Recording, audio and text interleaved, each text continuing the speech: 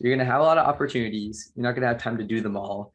And so are you focused on learning more technical skills, in which case you should focus on your job? Are you more focused on finding out what the company culture is like? And then in that case, you can explore more of the clubs. Or are you trying to find lateral positional moves? And then in that case, you should try to be networking with people in different organizations. And so knowing the goal of what you want to accomplish in said internship will kind of dictate you, and trying not to do it all. And I've seen people try to do it all, but if you want to do anything technical, like you weren't actually able to accomplish that side of it. And so knowing what you want is very important.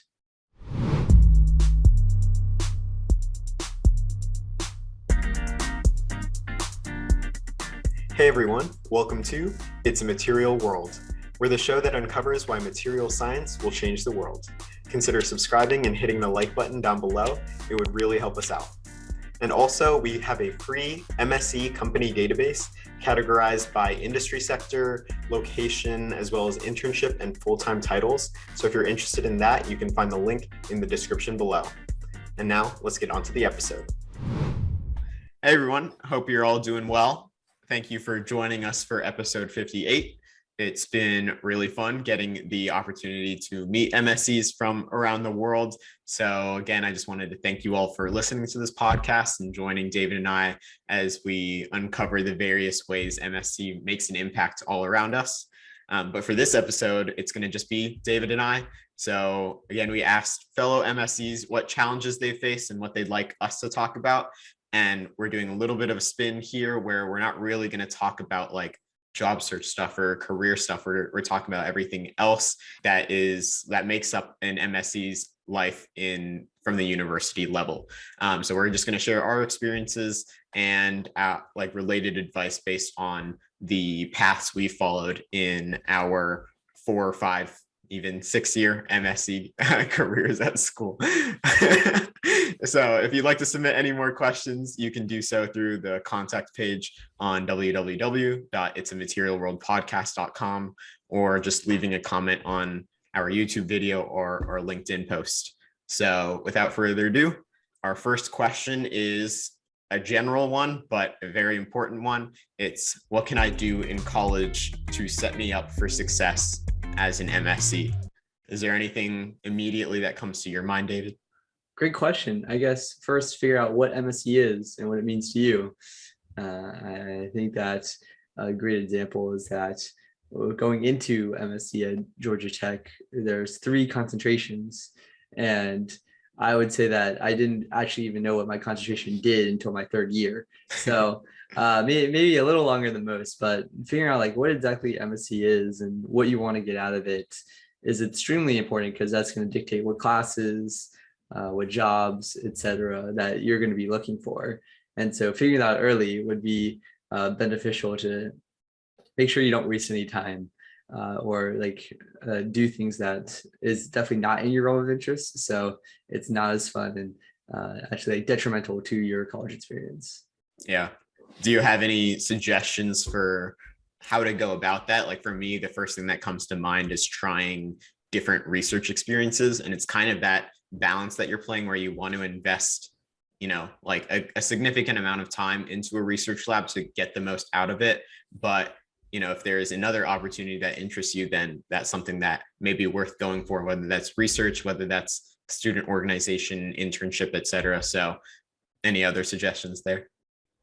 I know those are all definitely the big ones, but yeah, it's definitely a great list, especially the research.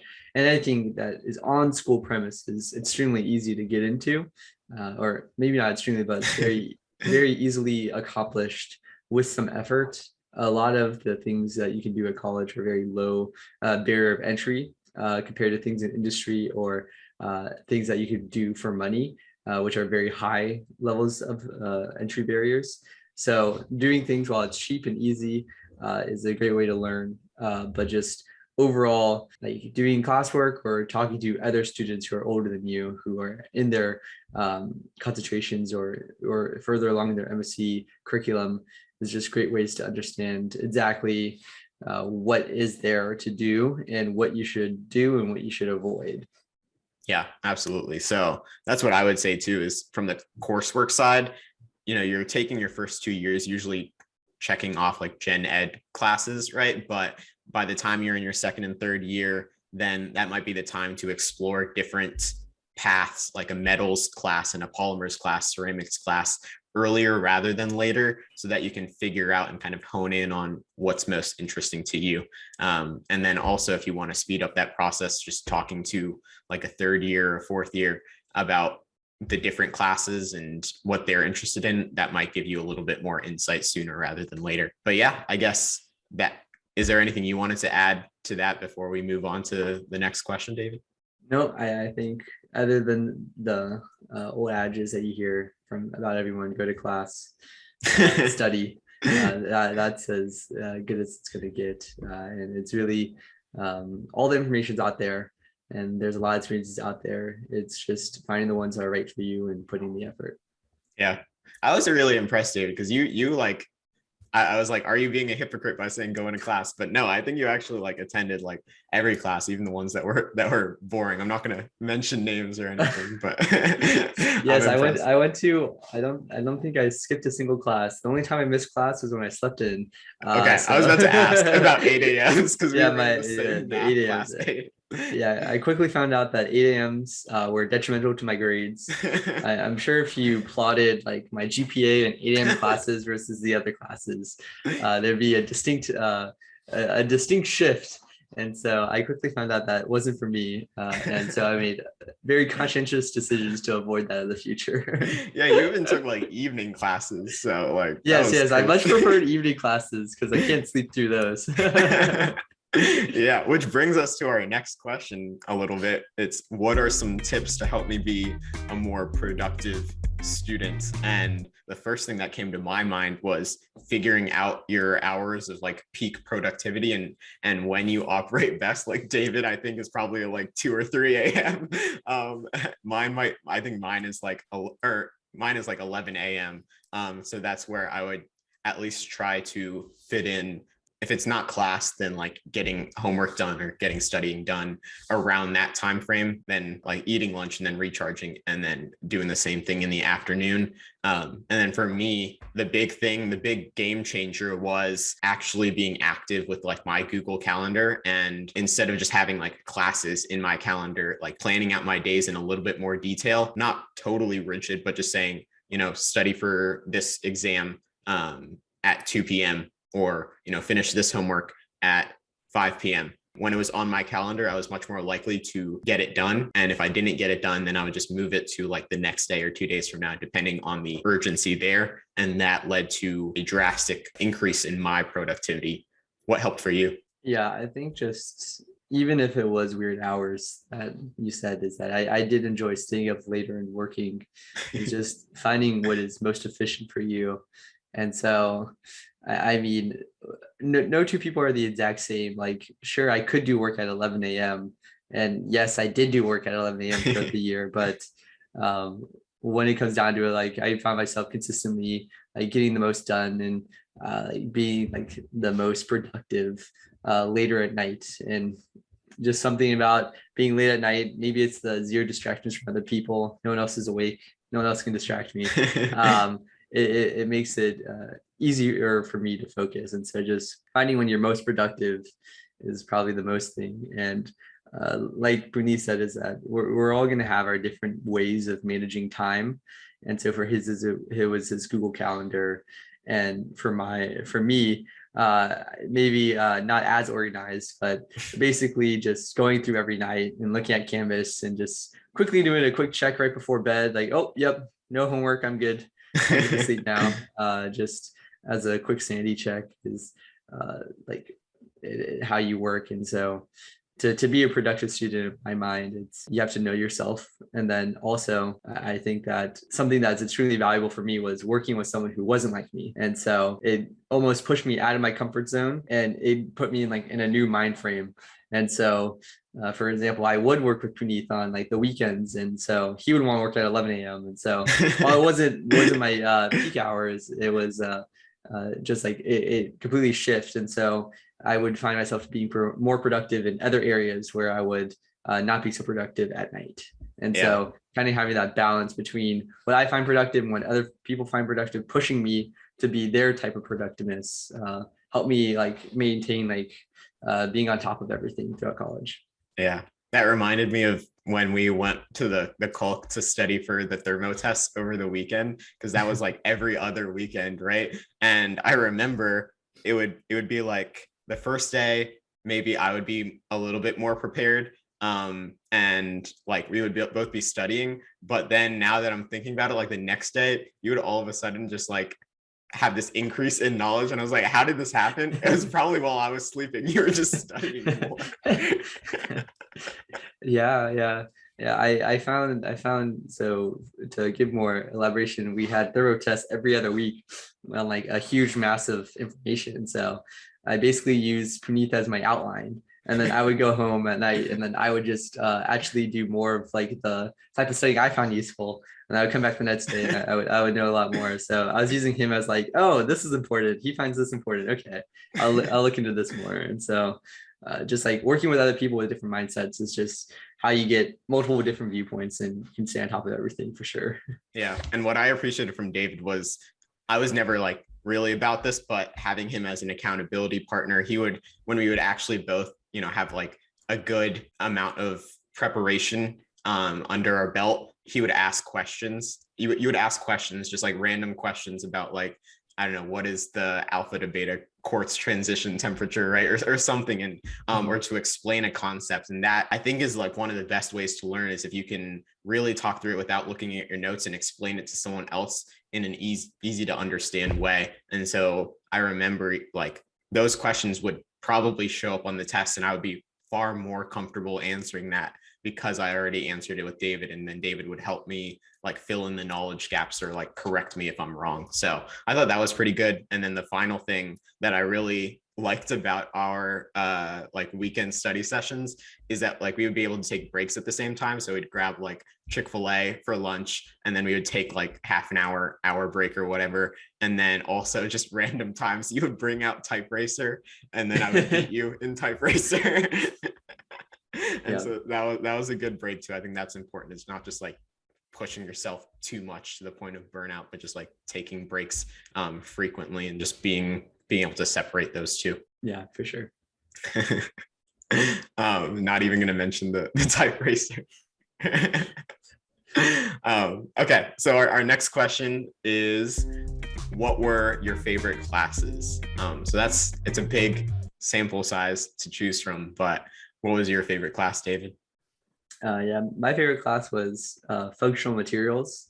It was the first master's class I ever took, and basically it just went under like it was a very broad class to begin with, and I don't think Praneeth and I had a great understanding at first, but over time it mostly talked about semiconductors, but more specifically the underlying base reactions of all materials and their defects. And so understanding how defects move through a material system, and then focusing more specifically on like semiconductors, when we have dopants, how can like electrons move, and these defects of the P and N type doped can move through the system and create these electrical systems. And so I found that especially interesting just because it basically shattered my world. I took this master's class in like my 5th year of school.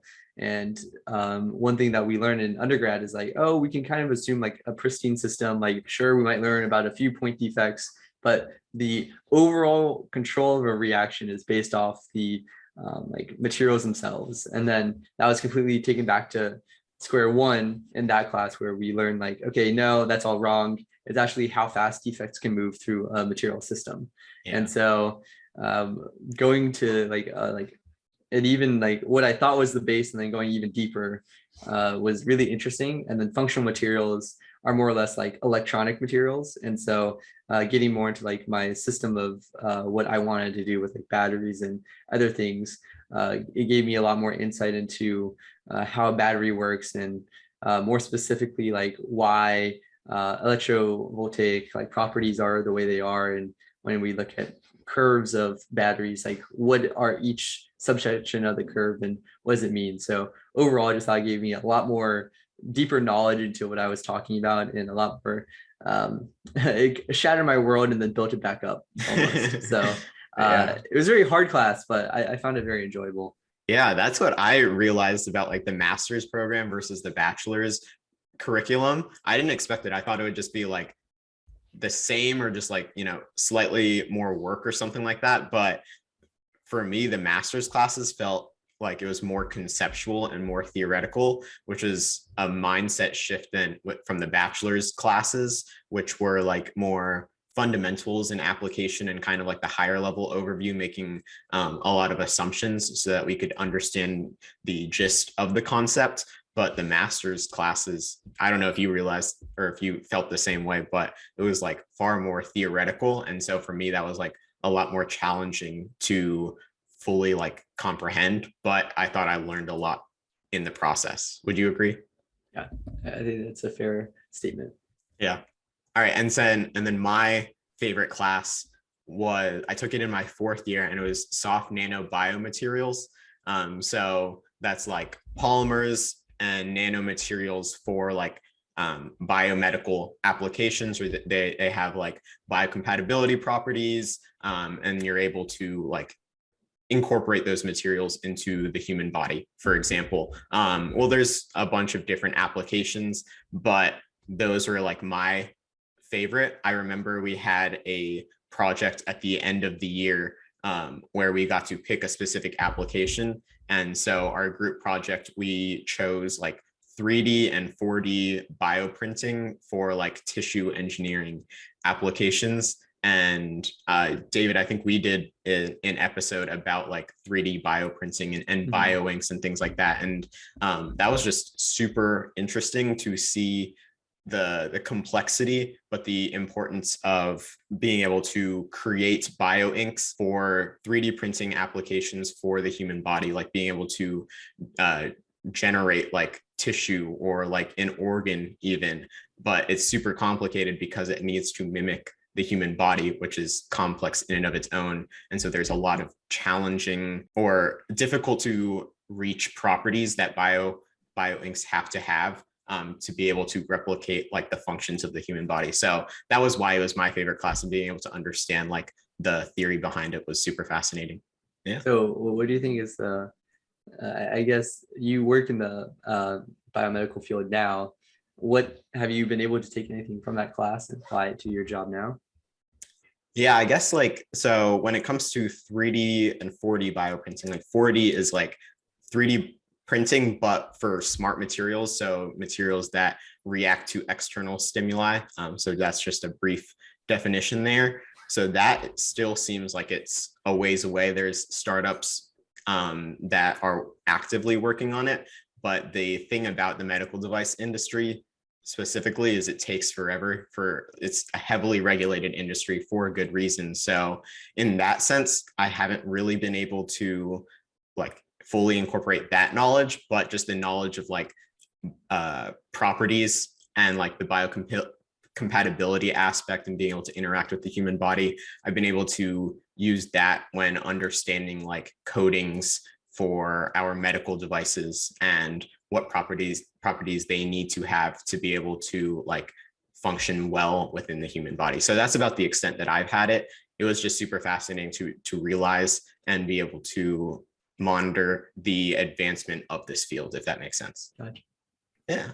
All right. So our next question, we're kind of flying through this, but this one, I think we've covered it in a little bit of detail before, but we're going to dive into kind of the reasons behind joining a makerspace, and what is that environment of a makerspace like? So again, I'll defer to you, David, former CEO of the Materials Innovation and Learning Laboratory. Yeah, so makerspaces in their very essence can be numerous things. And so you would probably have the most common one on like any school basically now would be like your mechanical makerspace, where they have a bunch of like equipment to make things. So that could be like with wood cutting tools. 3D printers are extremely popular. Just basically basic manufacturing tools to help students build whatever they want. More specifically, for Georgia Tech, we have what Puneeth was talking about, the Material Innovation and Learning Laboratory, the MIL, where it's a makerspace for MSE students. And that was specifically unique because we had a lot of equipment that is research grade that was just free for our students to use. And so that would include like XRD, SEM, Leica microscope, FTIR, 3D printers, etc. And so personally, I think the reason to join one is to get the technical knowledge of running equipment. And so I think that you will go through multiple stages of your career. First, you'll be the ones running the tool and having someone to tell you why. And then you'll be the ones running the tool and you're driving why. And then finally, you're going to be telling someone to use the tool and telling them why. And so working at the mill gave me those differing levels of knowledge. So first you learn how to use the equipment at a very basic level, and then you learn to use the equipment in a more unique manner. And then finally, as you start to go on bigger projects, you start to tell other people, I want you to run this test at these conditions. And so the important thing from that point of view is just knowing each step of the way and the knowledge that comes associated with it. And so I think that's the most unique part.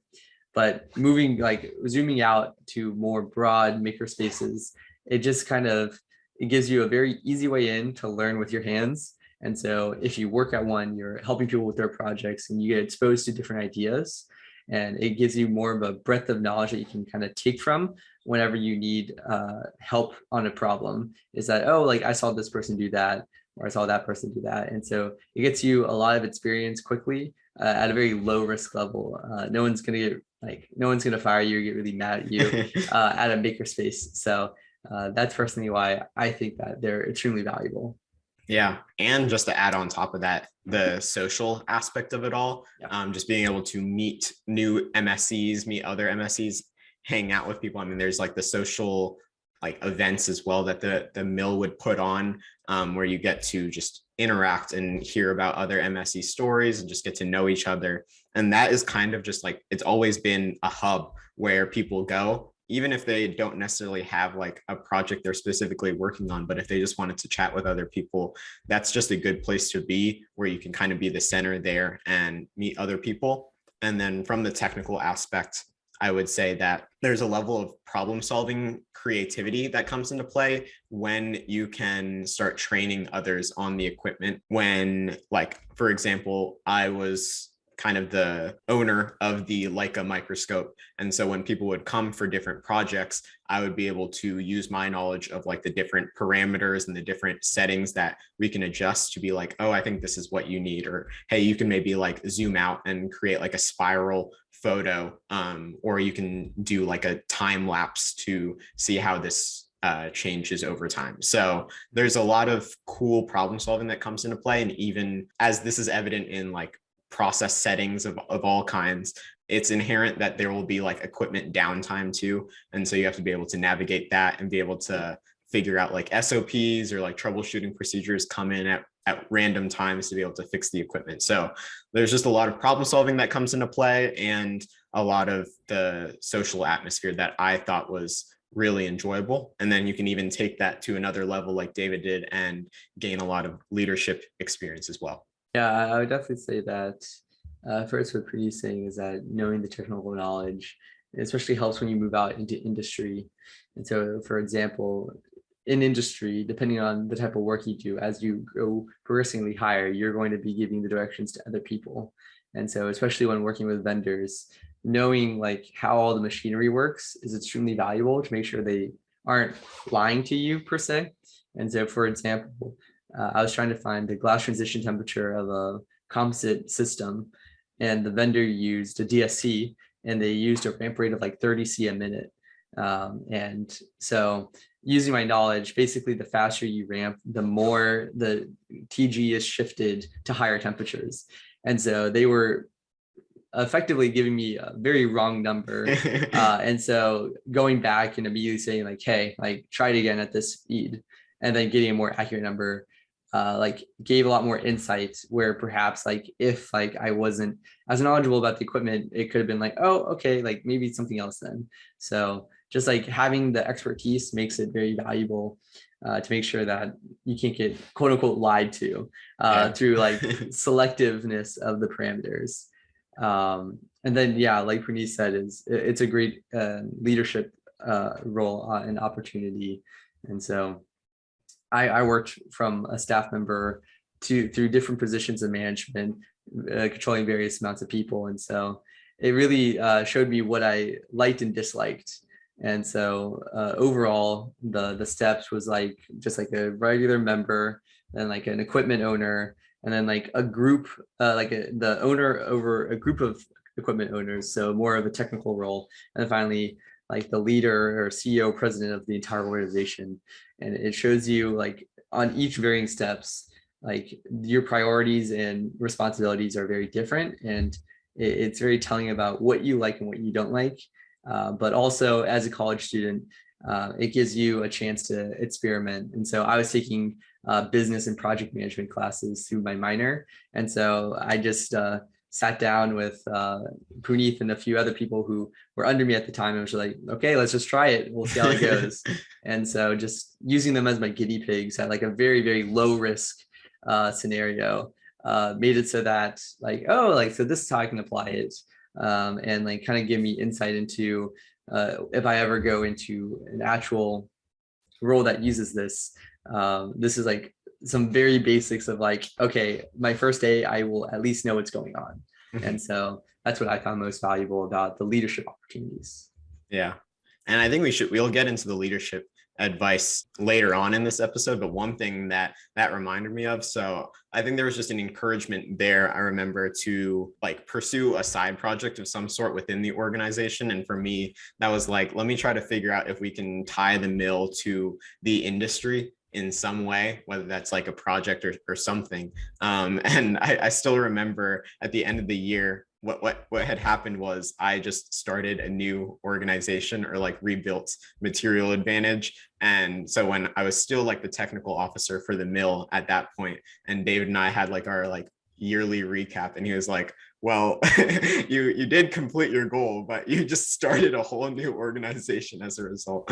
I thought that was super funny. But I think that is just like, from the leadership perspective, it's good to like encourage people to pursue things that they're passionate about within the scope of your organization, like as long as it advances that organization as well as like their personal development. I think later on, like the next year when David was CEO and I was the president of Material Advantage, sure, our friendship helps, but we were also able to just like collaborate and figure out ways that the mill and Material Advantage could collaborate even more in the future. So yeah, I mean, I totally agree. And I think, again, like just being able to develop those relationships within the organizations helps a lot. And trying out the things like you mentioned, like from the business classes, the different frameworks are something you can take on for the rest of your life. Even in like industry settings, you can bring that to the table. So we just talked about the industry side of things. I know we've covered it a lot in previous episodes, but we're taking it on in a different scope now. So the topic we want to talk about is just how to make the most of internship and co-op experiences in terms of like your learning and growth opportunities, since it is a relatively short time frame. It's like 10 to 14 weeks on average, right? So do you have any advice, David, for how to take advantage of that and really like get the most out of your like 3-month experience? Sure. On a joke perspective, hope someone gets fired or someone leaves, because in multiple, it's actually probably kind of funny, but multiple of my roles, the people on my team have left while I've been there. Wow, what is this saying about you? I know, it must be me. And so all their responsibilities are kind of up for grabs. And because it's someone who's doing a full-time position, like obviously not all the other members can take it on. And so and that time I'm like, okay, I can go for it. And so just latching on to opportunities as they arise is a great way. And basically, I would say that most of the time they will not think that you're very valuable or worth it at first. And so most people view interns as like, okay, like sure, you can like tag along and help out, but like I'm driving here. And so trying to work through projects to gain the trust and respect of other full-time employees is like definitely like what will lead to the most growth.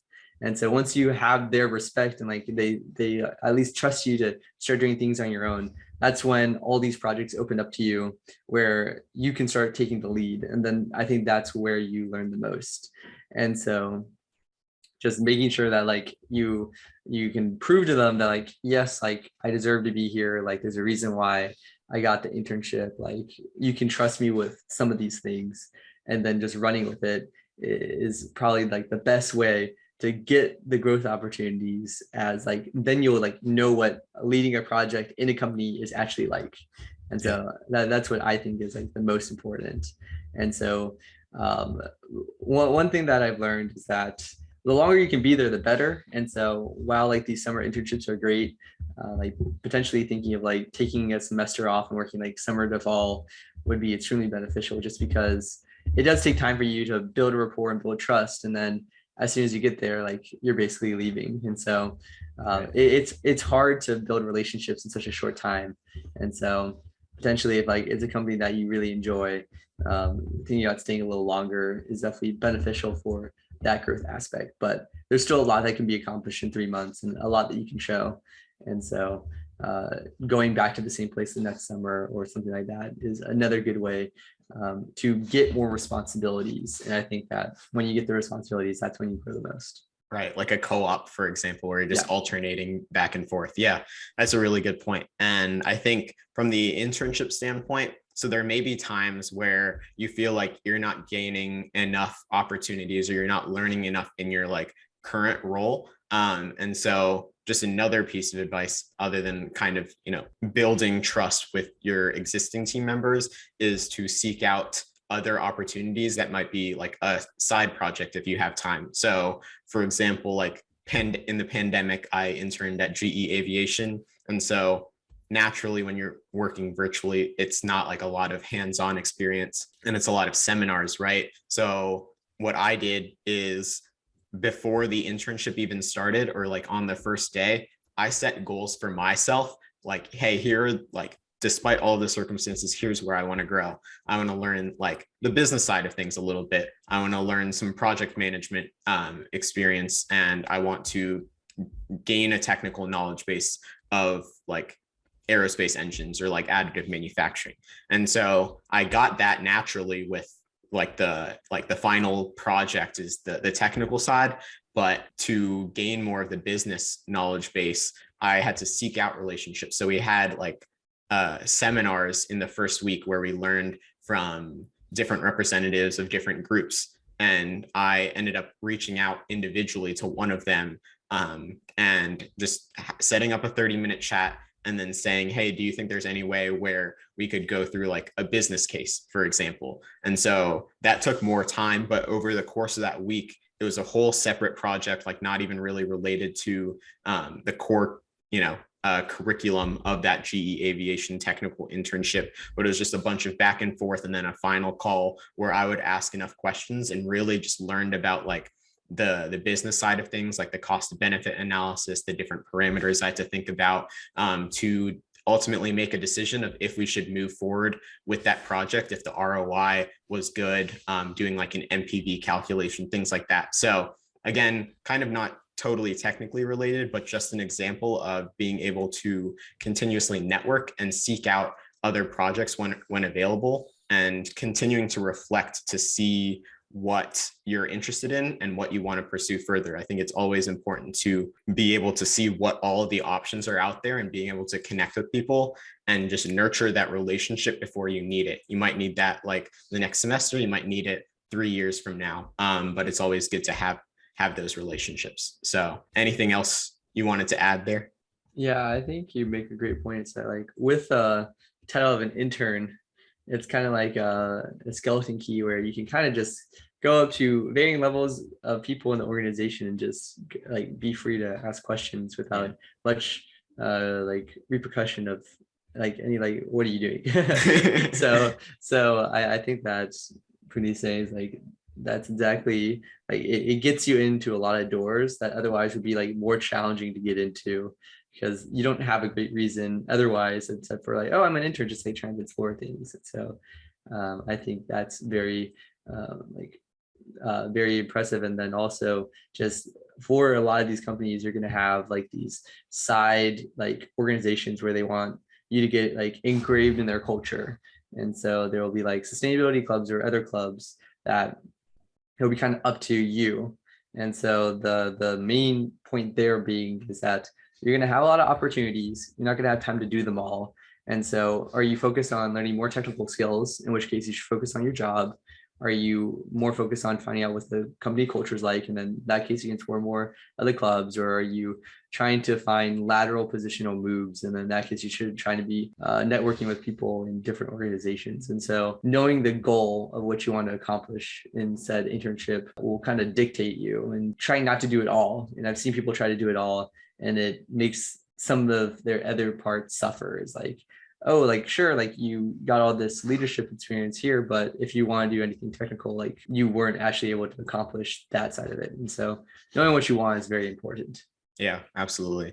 And that's just one thing that I wanted to emphasize, is that everybody is different. And so your long-term goals, it's totally okay to be like completely different than everybody else. You know, like one engineer might want to have like a purely technical role long-term and just stay as like an R&D fellow, for example, but someone else might want to like pivot into the business side of things, or like product management or whatever. And that's totally okay too, right? Like there's just a bunch of different paths you can follow as an MSE. So don't feel pressured by what other people are doing and feel like you have to follow the same path, because you ultimately just have to reflect on what's best for you and then figure out the right moves to get there. And that might be totally different. Like David and I, for example, it might be different paths, and it has been different paths, and that's totally okay, because our long-term goals are slightly different. So yeah, I just wanted to kind of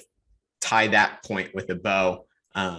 And now we can take it back to the school side of things. And this one is really just like us being able to share our leadership advice for students with like executive board positions in their respective like student organizations. So what would you say is like your biggest piece of advice for a student leader? Yeah, I think that when you think about leaders, you can think about multiple different types of leaders. And that can be a technical leader, a people leader, or just some combination of the two. And so for leadership, like, of course, you can try things out in these student leaderships, but knowing what type of leader you're going to be and knowing what role you're going to play makes it much clearer for people in your organization what you expect of them.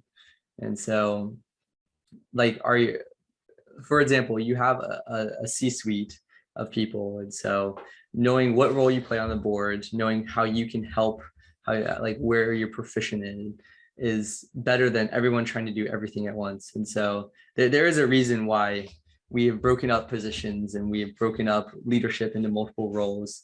And that's so that it is not like an individual responsibility, it is a group responsibility. And so my leadership advice is know your role, and then beyond that, know where you can push others to help them. And so when you start to go higher up as like the CEO and president, you're kind of the one-stop shop for if anything goes wrong. And so learning how to like kind of understand other people's situations and be empathetic is extremely important. And also learning like, okay, like, yes, this is hard, but how do we go forward? And so learning constructive criticism and ways forward and advice is extremely important. But I think overall, my biggest piece of advice is that leadership is hard. Leadership takes time. Leadership is not easy. And so when you think of yourself as a student leader, is that something you want to do? It will take time, and you can coast by with less effort. And I know at some points in my time I did. And what the result is that sure, like everything seems okay, but there's no progress being made. There's no like actual change being made. And so if I look back at myself and I said, was that the best I could do? No.